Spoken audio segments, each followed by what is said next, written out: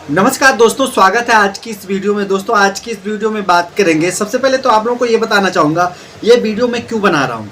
दोस्तों एक मैंने लाइव सेशन किया था तो जिसमें कुछ वॉइस की प्रॉब्लम थी। मेरे काफ़ी ऐसे व्यूअर्स हैं जिन्होंने कमेंट किया था कि वॉइस नहीं आ रही थी। वो वीडियो था जो अनुकंपा नियुक्ति होती है ना, उसके लिमिटेशन से लेकर पटना हाई कोर्ट ने एक बहुत बड़ा फैसला दिया था, एक जजमेंट सुनाया था।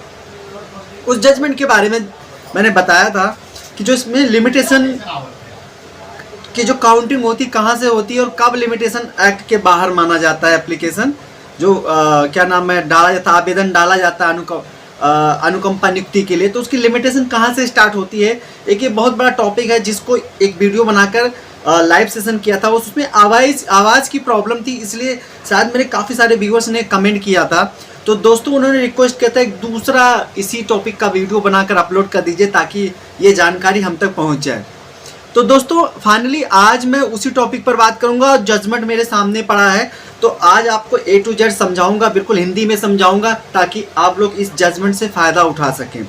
देखिए इसमें होता क्या है इसमें जो मृतक होते हैं 2004 में उनको बर्खास्त कर दिया जाता है। बर्खास्त क्यों किया जाता है? क्योंकि वो नशे के हालत में होते हैं और नशे के हालत में थाने में होते हैं, पुलिस स्टेशन में होते हैं और वहाँ पर सीनियर अफसर का ना कहना मानते हुए फायरिंग कर देते हैं और 4-5 राउंड फायर कर देते हैं। इस कारण होता क्या है, जब 4-5 राउंड वो फायर कर देते हैं तो नतीजन क्या होता है, उनको 2004 में उनको सस्पेंड कर दिया जाता है। अब जब 2004 में सस्पेंड कर दिया जाता है तो 2005 में उनकी डेथ हो जाती है। सस्पेंड करने के तकरीबन 1 साल के आसपास बाद में उनकी डेथ हो जाती है। और जब उनकी डेथ हो जाती है तो चूंकि वो सस्पेंड होते हैं तो वहाँ पर जो बच्चे होते हैं ना, उनका अनुकंपा नियुक्ति का आवेदन के लिए ना कोई राइट नहीं बनता क्योंकि वो ऑलरेडी पहले से बर्खास्त होते हैं। ठीक है, आगे बढ़ते हैं और जानते हैं। अब जो बर्खास्त होते हैं तो जो हेड कांस्टेबल होते हैं, जो मृतक हेड कांस्टेबल होता है, उसकी जो पत्नी होती हैं, ठीक है, मृतक की जो पत्नी होती हैं वो DIG होते हैं, मतलब जिन अधिकारी द्वारा उनको सस्पेंड किया जाता है उनके पास जाती हैं और प्रार्थना विनती करती हैं कि जो सस्पेंशन है उसको वापस ले लिया जाए। काफ़ी चक्कर लगाती हैं, जो प्राधिकरण होता है वहाँ पे भी जाते हैं लेकिन कहीं से भी उनको रिलीफ नहीं मिलता है और लास्टली में जाकर 2011 में इनको रिलीफ मिलता है। 2011 में जो बर्खास्ती का आदेश होता है उसको वापस ले लिया जाता है। अब जब 2011 में वापस ले लिया जाता है तो 2013 में मृतक का जो बेटा होता है वो अनुकंपा नियुक्ति के लिए आवेदन करता है। जो मृतक की पत्नी होती है उसके द्वारा आवेदन करवाया जाता है बच्चे को कि हाँ इसको अनुकंपा नियुक्ति दिया जाए, क्योंकि भले जो हेड कांस्टेबल थे उन्होंने नशे में बिना वजह के 4-5 राउंड फायर कर दिया था, इसलिए उनको बर्खास्त कर दिया गया था। लेकिन घर के जो और परिजन थे, उनके पत्नी और उनके जो बच्चे थे वो उन्हीं के ऊपर डिपेंड थे। उनका इनकम का एक ही सोर्स था। आप सभी लोगों को पता है अनुकंपा नियुक्ति क्यों दी जाती है। अनुकंपा नियुक्ति देने का जो मेन उद्देश्य होता है, जिसने उस डिपार्टमेंट के लिए अपनी लाइफ तक को कुर्बान कर दी, एक अच्छी सेवा की है, उसके परिजनों को डर डर की ठोकर न खाना पड़े। उसके जाने के बाद में उनके परिजन एटलीस्ट कम से कम मान सम्मान की ज़िंदगी जी सकें, इसलिए अनुकंपा नियुक्ति की व्यवस्था की गई है।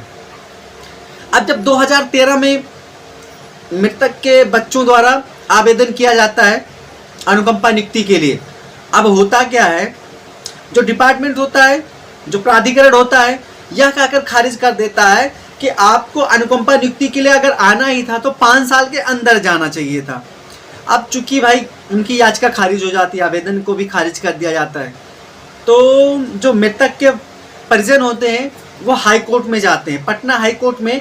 और पटना हाई कोर्ट के जो सिंगल जज बेंच होती है वहाँ पे सुनवाई शुरू होता है। सभी दलीलों को सुनने के बाद में जो सिंगल बेंच होती है वो भी इस याचिका को खारिज कर देती है। हाँ सही बात है भाई, 5 साल से तो ज़्यादा समय हो गया है। फिर इस केस को डबल बेंच के सामने ले जाया जाता है और डबल बेंच सभी दलीलों को सुनने के बाद में, क्योंकि जो मृतक के परिजन होते हैं उनकी दलीलें ये होती है कि देखिए जिस समय इनको 5 साल पूरा हुआ था उस दरमियान ये बर्खास्त थे और जब कोई व्यक्ति बर्खास्त होता है तो वहां पे अनुकंपा नियुक्ति का लाभ तो मुश्किल हो जाता है उठाना, तो वहां पे तो किसी तरह से नहीं बनता। और 2011 में जब इनको बर्खास्ती का जो आदेश था वापस ले लिया गया, तो 2013 में यानी जो इनका काउंटिंग होगा लिमिटेशन टाइम का, वो 2005 से या 4 से काउंटिंग नहीं होगा, वो सीधे काउंटिंग कब से होगा, 2011 से होगा, क्योंकि उससे पहले तो बर्खास्त थे। इसलिए इस आधार पर जो पटना हाईकोर्ट की डबल बेंच होती है, वो मृतका को जो परिजन होते हैं उनके आवेदन को सही समझाया जाता है, सही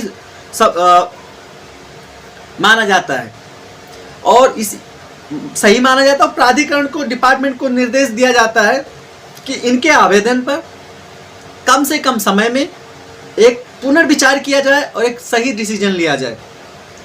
तो दोस्तों, ये जो लिमिटेशन की बात होती है, इस बात को आप बिल्कुल नोट कर लीजिए। अगर खासतौर पर ऐसा कंडीशन होता है कि व्यक्ति क्या नाम है, बर्खास्त कर दिया गया है और बर्खास्ती के दौरान वो अनुकंपा नियुक्ति के लिए तो बिल्कुल ना के बराबर हकदार होता है। कुछ कंडीशन होते हैं। देखिए, ये वीडियो बनाने का मतलब ये नहीं कि आप, ये जो वीडियो है ये आपके केस से संबंधित लीगल एडवाइस है, क्योंकि हर केस अलग अलग होता है। अगर आपका केस का नेचर अलग होता है, सर्कमस्टेंसेस अलग होते हैं, तो आप इसे लीगल एडवाइस मत समझिएगा। हाँ, ये लीगल अवेयरनेस के लिए बनाया गया ताकि आप लोगों को ये सब चीज़ें पता हो। तो ये चीज़ कंफर्म हो गया। जो इसमें 5 साल का जिक्र किया गया है इस जजमेंट में, उसका मतलब ये, इसके जो समय सीमा जो स्टार्ट होती है, काउंटिंग जो स्टार्ट होती है, गिनती शुरू होती है, वो तब से होती है जब उनके बर्खास्ती का आदेश वापस ले लिया जाता है। और चूंकि इन्होंने 2013 में ही आवेदन किया था, तो इनका 5 साल भी तो ऊपर नहीं हुआ था। इसलिए ये चीज़ आपके बहुत ज़्यादा काम आएगी। आपके किसी रिलेटिव को काम आ जाए तो वीडियो को ज़रूर शेयर कीजिए, अच्छी लगे तो लाइक कीजिए।